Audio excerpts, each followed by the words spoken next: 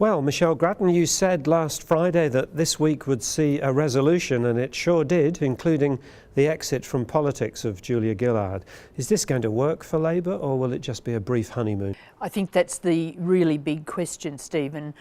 At the moment, we don't know whether Kevin Rudd's popularity will be sustained in the next few weeks. One would expect that he wouldn't rate so highly as he has in some of the recent opinion polls, but that he might bring a solid lift to the Labor vote. So it's a question of how much and whether he can present a credible policy front and not just rely on the fact that people do like him as a campaigner.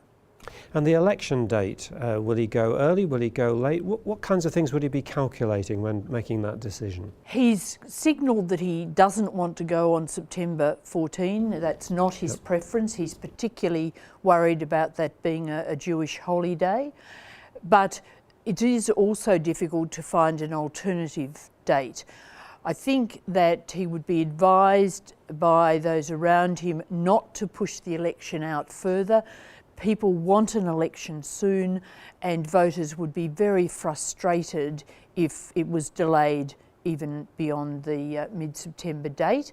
But bringing it forward has certain problems too. We spoke last week about that local government referendum, which is a bit of an orphan because nobody really is all that keen on that referendum, but it does require a set period between the legislation passing and the vote, and September 14 is the first date that fulfills that requirement. So if Kevin Rudd brings the poll back to August, then he'd have to ditch the referendum.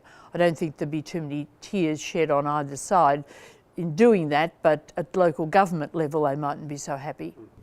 Policies that the evidence was that some of Labor's policies were unpopular. Will he shift policies? Does he have time to shift policies? He will look at the carbon tax, and there'll be a discussion in Cabinet about moving faster to a trading scheme, which would mean that the Australian price would come more quickly into alignment with the much lower European price. Now, the present framework of that scheme is in legislation. So unless the Parliament was recalled, which is highly unlikely, he would be going to the election with that promise, saying as soon as Labor was re-elected, if it was re-elected, then the scheme would be changed. Another really big issue, of course, is the question of asylum seekers and boats. Now, Kevin Rudd's intention at the moment is to go on that trip that Julia Gillard had flagged to Jakarta next week and discuss the boat issue, among other things. That's a leadership dialogue meeting that's a regular meeting. Of course, this is a very tricky issue and there's no instant solutions, but he would be seen to be doing something. At the same time, the government's rhetoric is changing, is hardening. We've seen Foreign Minister Bob Carr this week talk about these people being economic refugees rather than real refugees. This will be quite contentious, of course, but clearly Kevin Rudd's got to do something about being seen to have a response to this problem.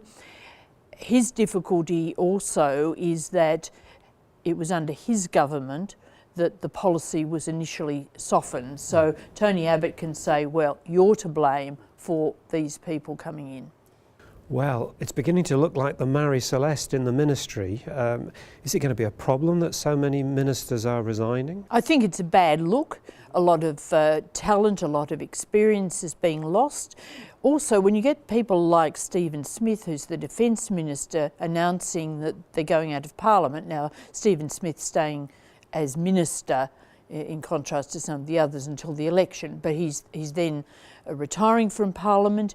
He is someone who's been seen only a year or so ago as a possible future leader when there was an impasse between Julia Gillard and people and Kevin Rudd, and people didn't think Kevin Rudd should come back. People ran the Smith name up the flagpole. Now he says, oh well, I've been 20 years in Parliament, it's a long way to Perth, all those trips, can't do another 3 years, but he was thinking of doing another 3 years then. Right. So why is he going? Well, he knows that quite possibly he'll lose his seat if he stays, and almost certainly Labor will be in opposition. So that sort of move is a vote of no confidence in a sense in the Labor Party, and I think that that's not a good look. Well, Michelle, I'm away for the next few weeks, but various of my colleagues from the University of Canberra will be talking to you in what is bound to be, I think, an interesting, possibly even tumultuous time. Michelle Grattan, thank you.